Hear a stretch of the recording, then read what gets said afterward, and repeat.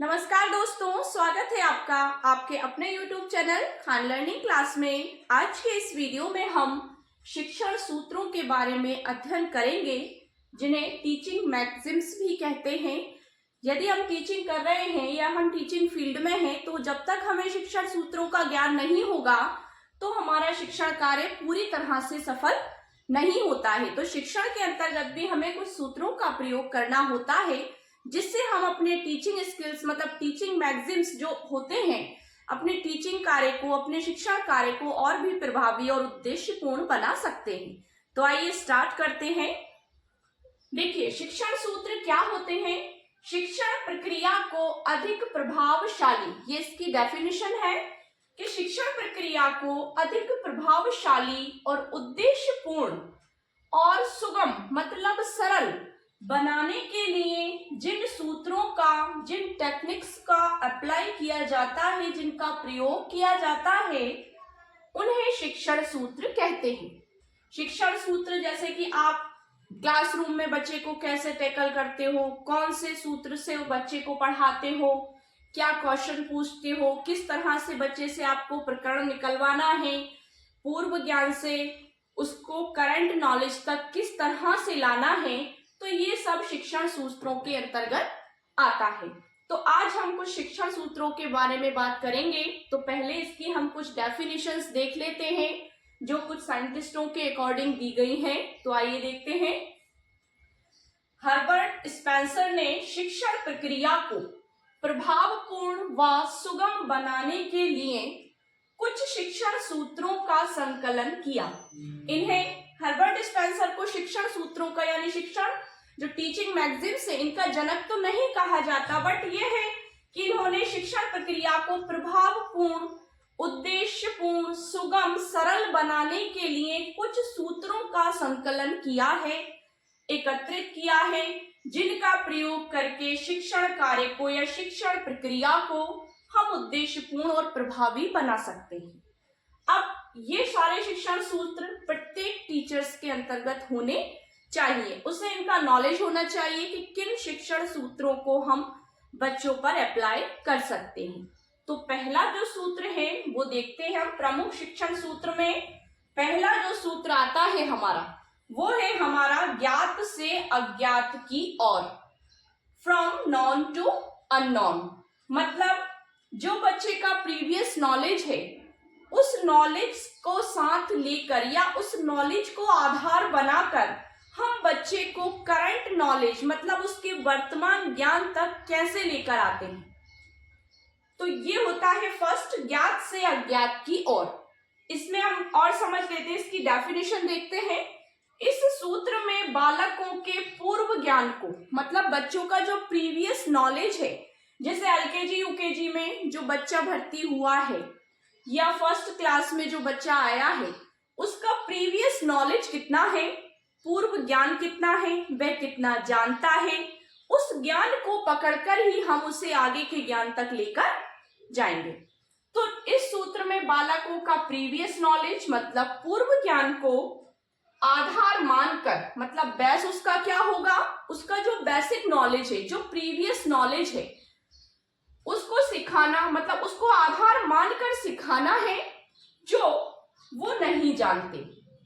मतलब जो बच्चा जानता है उसको आपको बेस बनाना है, उससे क्वेश्चंस पूछकर प्रकरण निकलवाना है। मतलब जो मेन टॉपिक आप पढ़ाने वाले हैं क्लासरूम में, तो आपको तुरंत जाकर ये नहीं कहना कि आज हम ये टॉपिक पढ़ेंगे। तो वो क्या है, वो शिक्षण का तरीका नहीं है। शिक्षण का सही तरीका क्या है कि पहले हम बच्चे का प्रीवियस नॉलेज देखें, उसका पूर्व ज्ञान देखें कि बच्चा कितना जानता है, और उस ज्ञान के आधार पर हम उसे कहां तक ला सकते हैं, फिर उसके बाद हमें उसे आगे कहां से सिखाना है। तो देखिए, इस सूत्र में बालकों का प्रीवियस नॉलेज मतलब पूर्व ज्ञान को आधार मानकर वो सिखाना चाहिए जो वो नहीं जानते। बालक के पूर्व ज्ञान को जानकर उसी आधार पर नया ज्ञान प्रदान किया जाता है। सपोज दैट फॉर एग्जाम्पल, जैसा कि मान लीजिए सोशल साइंस का एक टॉपिक हम ले लेते हैं, मौलिक अधिकार। मौलिक अधिकार यदि हम पढ़ाएंगे क्लासरूम में, जब हम जाते हैं अपना प्लान लेकर कि आज हमें बच्चों को मौलिक अधिकार के बारे में जानकारी देनी है। तो अब बच्चों का प्रीवियस नॉलेज आपको देखना है, उनसे आपको क्वेश्चन पुटअप करना है। कैसे करना है कि बच्चों हमारे देश में कौन कौन से राष्ट्रीय पर्व होते हैं? तो बच्चे कहेंगे स्वतंत्रता दिवस, गणतंत्र दिवस और गांधी जयंती, ये हमारे राष्ट्रीय पर्व हैं। फिर आप आंसर से उठाकर फिर आपका सेकंड क्वेश्चन बनना चाहिए। ये लिंक आपके प्रस्तावना कौशल के अंतर्गत आती है, प्रस्तावना प्रश्न के अंतर्गत आती है। मतलब जैसा कि आपने फर्स्ट क्वेश्चन अप्लाई किया बच्चे पर कि हमारे देश में कौन कौन से राष्ट्रीय पर्व हैं, तो बच्चा क्या आंसर देगा? स्वतंत्रता दिवस, गणतंत्र दिवस और गांधी जयंती। फिर आपको आंसर से ही क्वेश्चन उठाना है कि गणतंत्र दिवस कब मनाया जाता है? तो बच्चा कहेगा 26 जनवरी को, क्योंकि उसका पूर्व ज्ञान है, बेसिक नॉलेज है, वो जानता है, उसने देखा है कि 26 जनवरी को गणतंत्र दिवस कहते हैं या मनाते हैं। फिर बच्चा जब ये कहेगा कि 26 जनवरी को गणतंत्र दिवस मनाते हैं, फिर आप 26 जनवरी से नेक्स्ट क्वेश्चन आप उस पर अप्लाई करोगे। नेक्स्ट क्वेश्चन क्या अप्लाई करेंगे कि 26 जनवरी को संविधान लागू हुआ था। ठीक है, तो संविधान क्या है? अब 26 जनवरी को हमारे देश में संविधान लागू हुआ था, तो संविधान के किस भाग में मौलिक अधिकारों को रखा गया है? तो ये प्रकरण आप यहां तक बच्चे को ले आए, तो अब समस्यात्मक मतलब प्रश्न क्या बन जाएगा? जैसे 26 जनवरी 1950 को संविधान लागू हुआ, अब हमारे संविधान के किस भाग में नागरिकों के अधिकारों को रखा गया है या हमारे अधिकारों को रखा गया है? तो बच्चे कहेंगे मौलिक अधिकारों में, क्योंकि मौलिक अधिकार वो सुन चुके हैं, उनका प्रीवियस नॉलेज है।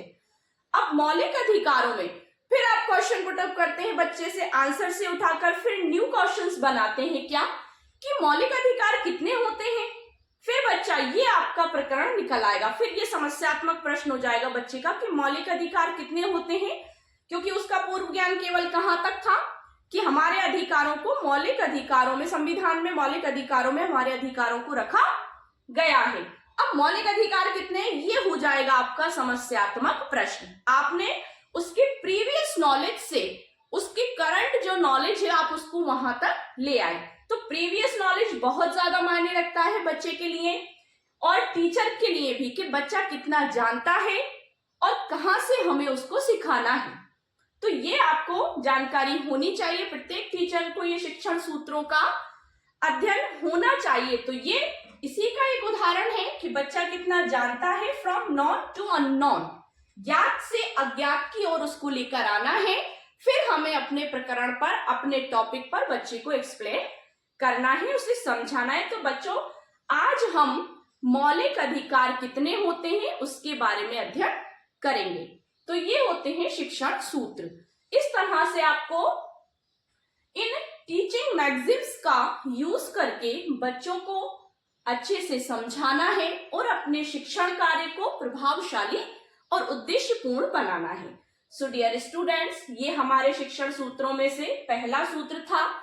नेक्स्ट वीडियोस में हम सेकंड सूत्र के बारे में, सेकंड टीचिंग मैगजीन्स के बारे में बात करेंगे। तो आप जिन्होंने अभी तक हमारे चैनल को सब्सक्राइब नहीं किया है तो प्लीज वीडियो को लाइक और चैनल को सब्सक्राइब कर लीजिए। और अगर आपने अभी तक बेल आइकन नहीं दबाया तो प्लीज आप बेल आइकन को दबा दीजिए, जिससे आपको हमारे आने वाले लेटेस्ट वीडियोस के नोटिफिकेशंस मिलते रहें। Thank you so much.